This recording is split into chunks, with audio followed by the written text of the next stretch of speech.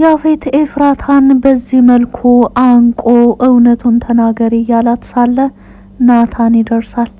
ናታንም በነገሩ በጣም ይደናገጥና ኤፍራታን ካዳነ በኋላ ያፌትን ይዞ ወደ ውጭ ይወስደዋል። ሰላም ውድና የተከበራችሁ የለዛ ሚዲያ ቤተሰቦች ለቻናሉ አዲስ ከሆናችሁ ሰብስክራይብ በማድረግ እንደዚሁም ቪዲዮን በላይክ መጀመር አትርሱ። ሐረግ ድራማ ቀጣይ ፓርት ይዤላችሁ መጥቻለሁ። እስከ መጨረሻው ድረስ አብራችሁ ለመቆየት ሞክሩ። ያፌት ኤፍራታን በዚህ መልኩ ሊይዝበትና እውነቱን ካልተናገርሽ በጭራሽ አልለቅሽም እያለ እንደዚህ ሲያስጨንቃት ናታን ሲደርስ በጣም ነው የደነገጠው። እውነት ኤፍራታ ከያፌት ጋር መሆኗ ለሷ ለህይወቷ አደጋ እንደሆነም ዛሬ ነው ያወቀው። አሁን ናታን አንዳንድ ነገሮችን በስልትና በሂደት መፍታት እንዳለበትም ተገንዝቧል። ምክንያቱም የኤፍራታ ከያፌት ጋር መቆየት ራሱን የቻለ ለሱ አደጋ እንደሆነና በሆነ ነገር ተገዳ እሱ ጋር እንዳለች አሁን የተረዳው እንደዛ ነው። ጉዳዩን ኤፍራታ እውነቱን ንገሪኝ ቢላትም ናታን እውነቱን እንደማትነግረውም ስላወቀ ሁለታቸውን ከገላገለ በኋላ ሰራተኛዋን ጠርቶ አንቺ የት ሆነሽ ነው ሰው እንደዚህ ሲደባደብ ዝምት ያለሽ ወይ በማለትም ጮህባት ነበረ ናታን። ነገር ግን እኔ ምንም የሰማሁት ነገር የለም ይቅርታ በማለትም ሰራተኛዋ መልስ ሰጥታለች። ያፌትም ሰራተኛዋ ብትኖር ባትኖር ምን ታደርገኛለች፣ እኔ የምፈልገውን ነገር ከማድረግ ወደ ኋላ እንደማልል በደንብ ታውቀኛለህ አቶ ናታን በማለት ተናግሯል። ያፌትም እንግዲህ ኤፍራታ እዚህ ላይ አሁን መጥቶ ያዳናት ምስጢረኛዋ ናታን እውነት ለሷ እስከ ጥግ ድረስ እንደሚታገልላት እንዲሰማት አድርጓል። ምክንያቱም እቤት ብቻችንን ማንም አያድነኝም ብላ ተስፋ በቆረጠችበት ወቅት ናታን መጥቶ እንደዚህ ከያፌት ጉሮሮ ስላወጣት በጣም ደስተኛ ሆናለች። ነገር ግን አንድ የተገነዘበው ነገር እንዳለም እሷም ካስተያየቷ ያስታውቅባት ነበረ። ናታንም ወደ ቤት እንደሄደም በሩን ዘግቶ ክፍል ውስጥ ነበር ብቻውን መቀመጥ የፈለገው። ጽዮንም ወንድሜ እያለች ወደ ክፍሏ ወደ ናታን ክፍል መታ ነበረ። ናታንም ብቻዬን መሆን እፈልጋለሁ በማለት መልስ ሲሰጣት፣ ነገር ግን ወንድሜ ትላንት እኮ በጣም ተሳስተሃል በማለት ተነግረዋለች። የትኛውን ምን አድርጌን የተሳሳትኩት በማለትም ሲጠይቃት ኤፍራታን እንደዛ መናገር የለብህም ነበረ፣ በጣም ነው የተጎዳችው፣ በጣም ነው ልቧ የተሰበረው፣ አይታሃታል እንዴት ከቤት እንደወጣች በማለትን ስትጠይቀው አሁን ውጭልኝ ብቻዬን ጊዜ ማሳለፍ እፈልጋለሁ በማለት መልሶ ይመልስላታል። ከዛም በኋላ ግን እውነትም ከራሱ ጋር እያወራ ነበረ። ኤፍራታ እቃዋን ወስዳ ወደ ውጭ ልትወጣ ስትል ሻንጣዋን ይዛ ሳሎን ቤት ስትደርስ የናታንን የእጅ ቁስል ስታይ እንዴት ሮጣ ወደሱ እንደመጣች ትዝ ይለዋል።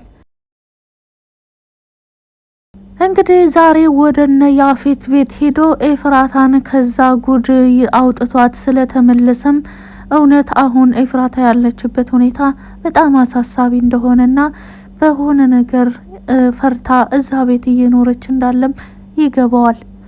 ባትወደኝ ኖሮ እንደዛ እጄ ቆስሎ ስታይ እንደዛ ሮጣት መጣም ነበረ አስታውሳለሁ፣ አይኗ ላይም ሀዘን ይታይ ነበር በማለት እንደገና ወደ ትላንት በሀሳብ ተመልሶ ያስባል።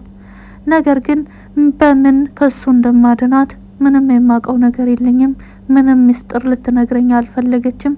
በሆነ ነገር ምናልባትም እኔ ቤዛን እንዳገባት እንዳስገደደኝ ሁሉ እሷንም በዚሁ መልኩ አጥምዷት ነው የሚሆነው በማለት እንደገና ወደ መጠራጠር ውስጥ ይገባል።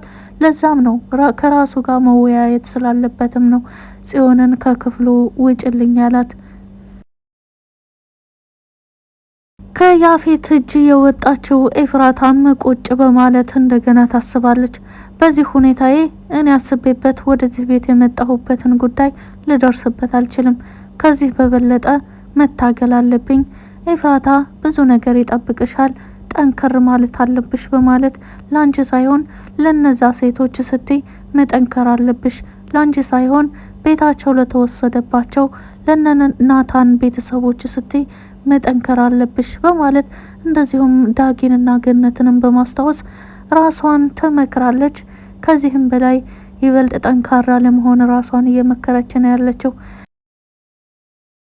ከዛም በኋላ አንዳንድ ከያፌት ክፍል ይገኙ ይሆናል ብላ የምትገምታቸውን አንዳንድ ወረቀቶችን ለማግኘት እየሞከረች ነው ያለችው። እንደዚሁም ያፌት ከቤት በወጣ ቁጥር አንዳንድ ነገሮችን ለማግኘት ከሽንት ቤት ሳይቀር እስከ መኝታ ክፍል፣ ከእቃ ክፍል ሳይቀር እስከ ሳሎን ክፍል የማትሄድበትና መረጃ የማትፈልግበት ቦታ የለም።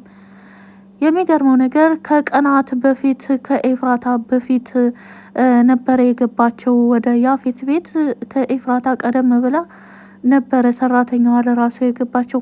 ወደ ያፌት ቤት ከገባችም ወደዚህ ብዙ ጊዜ ሰራተኛዋ ብቻዋን ወቅት ታሳልፍ ነበር ቤት ውስጥ።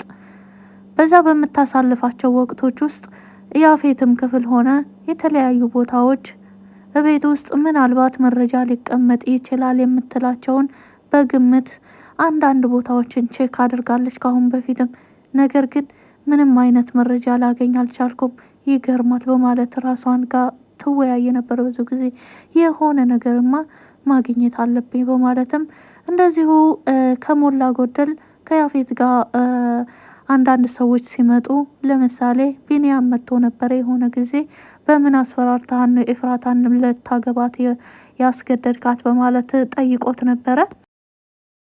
ሰራተኛዋ በዛን ወቅት ከቢኒያም ጋር ሲከራከር በነበረበት ወቅት ሰራተኛዋ በቪዲዮ ቀርጸዋለች። አንድ እሱን ይዛለች፣ ሌላ ደግሞ የኤፍራታን ስልክ ደብቆ የኤፍራታን ስልክ ይዞባት በሩንም ቆልፎባት እንድትወጣ እንደማይፈቅድላትም ጭምር መረጃ ይዛለች። እሱን ደግሞ መቼ ነው የያዘችው? ካሳለፍነው ፓርት ላይ ኤፍራታና ሰራተኛዋ ሳሎን ቤት እየተጫወቱ ነበረ። እንደዚሁም እኔን እንደ ጓደኛሽ ልታይኝ ትችያለሽ በማለት ኤፍራታ ስትነግራት፣ እመቤቴ አንቺ እኮ አሰሪ ነሽ፣ እንዴት እንደ ጓደኛ ላይሽ እችላለሁ በማለትም ስትጠይቃት፣ ሁለታቸው እየተነጋገሩ ሳለ ያፌት ድንገት ገብቶ ነበረ።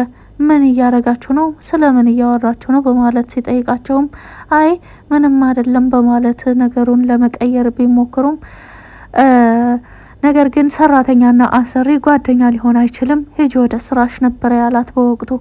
ነገር ግን ወደ ስራሽ ሂጂ ካላት በኋላ እሷም እሺ አለቃዬ ብላ ወደ ስራዋ የሄደች በመምሰል ከነሱ ራቅ በማለት ከኤፍራታ ጋር ንግግር ሲጀምር ሙሉ ቪዲዮ ይዛ ነበረ። እሱም ቪዲዮ ደግሞ ስልኳን በእሱ እጅ እንዳለና ሊሰጣትም እንደማይችል ግዴታ የጋብቻውን ወረቀት እስካልፈረመች ድረስ ስልኩን ሊሰጣት እንደማይችል ነበረ የተናገረው።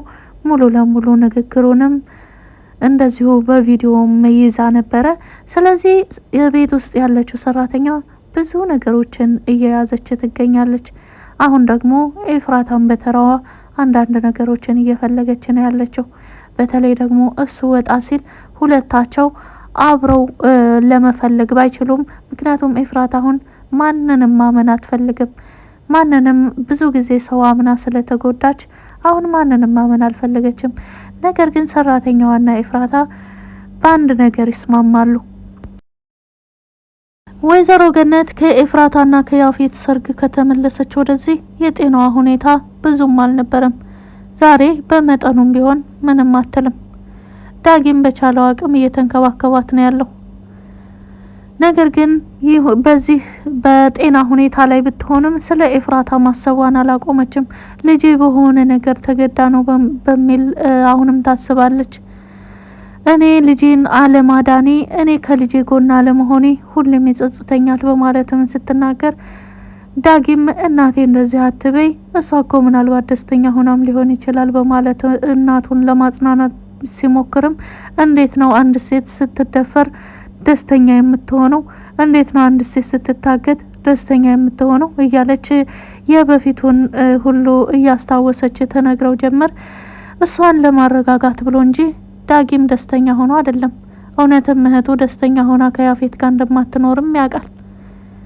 ነገር ግን እሱ በቻለው አቅም አንዳንድ ነገሮችን ለማሰባሰብ መረጃ ከሌለን ያፌትን መያዝም ማጋለጥም አንችልም ብላው ነበር የሆነ ጊዜ ኤፍራታ። ስለዚህ የሆነ ደካማ ጎንማ ይኖረዋል፣ ያንን ደካማ ጎኑን ደግሞ ማግኘት አለብኝ በማለት ከራሱ ጋር ያወራ ነበረ ብዙ ጊዜና ወደዛ መፍትሄ መሄድ እንጂ እናቱን ማሳዘን ስላልፈለገ ነው በዚህ መልኩ እናቱን ማጽናናት የፈለገው። ቤዛ እስር ቤት ሄዳ ከተመለሰች ወደዚህ ሙሉ ለሙሉ ማንነቷ ተቀይሯል። በጣም ሲበዛ መልካም ሰው ሆናለች። የምትወደው ናታንም አሳልፋ ለኤፍራታን ለመስጠት ውስጧን አሳምናለች። ከዛም በላይ እሷ የእሱ እንድትሆን የቻለችውን ነገር ሁሉ እያደረገች ነው ያለችው። ካሳለፍነው ፓርት እንዳያችሁት የመድኃኒቱን ሀሳብና እንደዚሁም የቀለበቱን ሀሳብ እሷ ነበረ ያመጣችው። ምናልባት አይታወቅም፣ እሱ በደገሰው ድግስ አንተ ልታገባ ትችላለህ። ይሄን የቤዛን ሀሳብ የተቀበለው ናታንም ለጓደኛው ለቢኒያም በመሄድ እውነትም እሱ በደገሰው ድግስ አይታወቅምና እኔ ላገባ እችላለሁ ብሎም ነግሮት ነበረ። ወይዘሮ ሉሊትም ለያፌት በነገረችው ምስጢርና እንደዚሁም ያፌት ወደ ቤት ከገባ በኋላ ከኤፍራታ ጋር እንደተጋጨ ስትሰማ በጣም ደስተኛ ሆና ነበረ። ነገር ግን ቤት ከተመለሰች በኋላ የጽዮንን ሁኔታ ስታየው እንደዚሁም የጽዮንን አስተያየት ስታየው ሌላ ጭንቀት ውስጥ ገብታለች። ምናልባት የምችልች ማስታወስ ጀምራ ይሆን እንዴ በማለት ከራሷ ጋር ሌላ ጨዋታ ጀምራለች።